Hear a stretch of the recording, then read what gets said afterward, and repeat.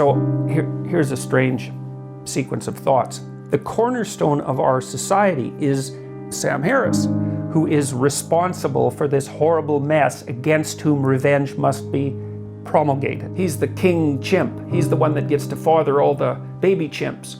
And then I would also say that the transgender activist community, they'll tear off his genitals with their teeth. They'll rip off his skin. I believe that that's a valid role the left can play.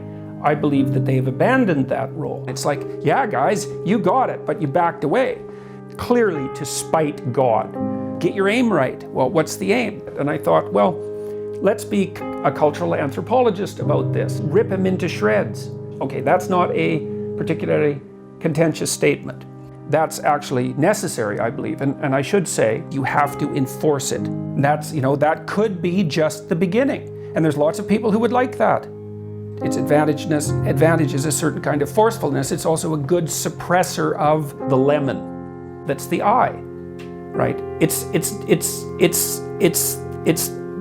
our third eye, you could say, right? Which actually happens to be true, depending, of course, on what you mean by true. Well, how could a modern person conceive of that? Well, that's easy.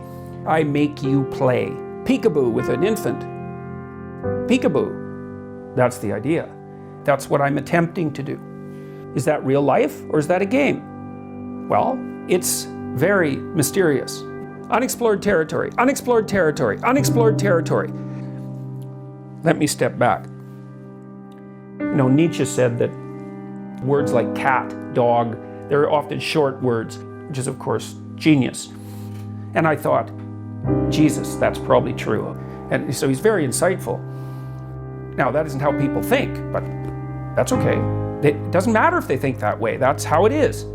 So as soon as you get the idea of meme, it's like, okay, are there functional memes and non-functional memes? And then how functional is a functional meme? And how about if it's super functional? What about that? I don't know. I don't know.